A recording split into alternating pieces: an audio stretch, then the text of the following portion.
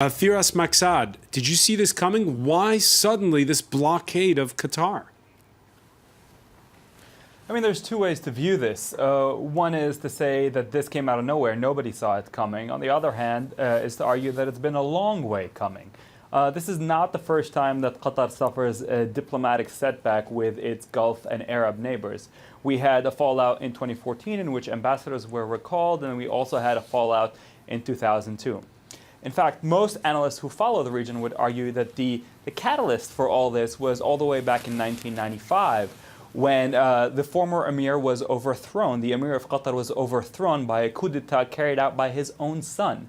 It was since then that this small Gulf country has been trying to play an outsized role for itself, to carve out an outsized role for itself, and doing so by literally sort of feeding both sides of conflicts around the Middle East. The latest of which was reported yesterday in the Financial Times.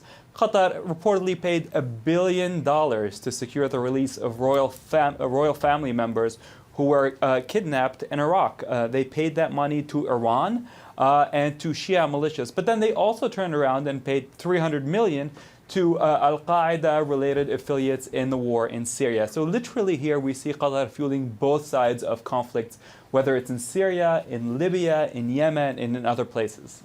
Qatar fueling both sides. Is this the way to go about it, though, cutting suddenly diplomatic ties?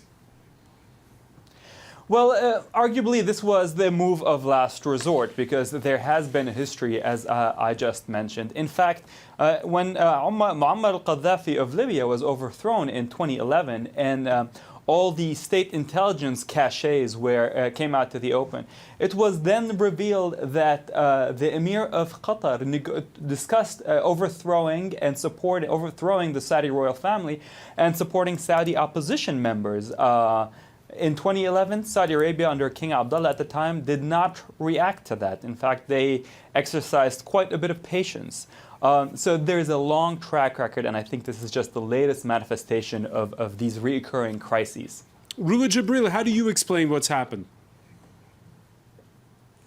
I mean, I heard your last guest saying that there's evidence against Qatar of financing terrorism.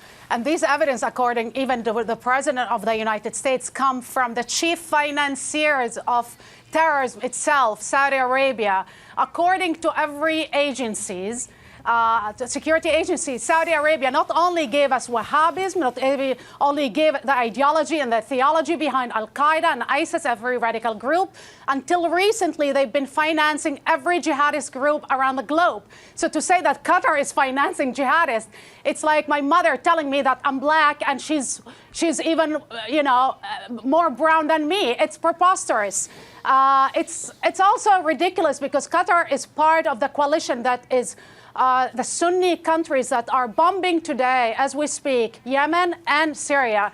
But Qatar has a different approach to the issues in the larger Middle East. For example, they don't approve of tyrants and dictator Sisi. They don't approve of what's happening to the Palestinians in the occupied territories. They don't approve of many of the practices, and they're willing and open eventually to negotiate with Iran. So all these hardcore evidence coming from Saudi Arabia, the country that gave us 15 of the 19 hijackers of 9/11, is honestly a joke if it's not a tragic comedy. You know, there's so how do you explain why this is coming to a head now? I'm happy to explain it to you if you give me the chance. Sure. It's very easy. What's happening is the President of the United States a month ago actually, visited the region. Then he said that he has some kind of armed deal for $110 billion, which is a fake news. It's a lie. He never had that. Both the Hill in the United States and security agencies said that there's no deal. However, the Saudis were smart enough, together with the Emiratis, to shore up the support against Iran. And they want to exercise the power. You know, if you watch Game of Thrones, there's a sentence where people are debating when the king is dead, what is happening after the king is dead. And one of them is saying, the owner of a brothel, actually in that case, he's saying, chaos create is a ladder. It's an opportunity. and what's happening in the region, because America is absent and there's no leadership. This is an opportunity to exercise and exert their power and basically shape the Middle East in one direction. And that direction is the Saudi and the Emirati direction, who wants to bully everybody into submission.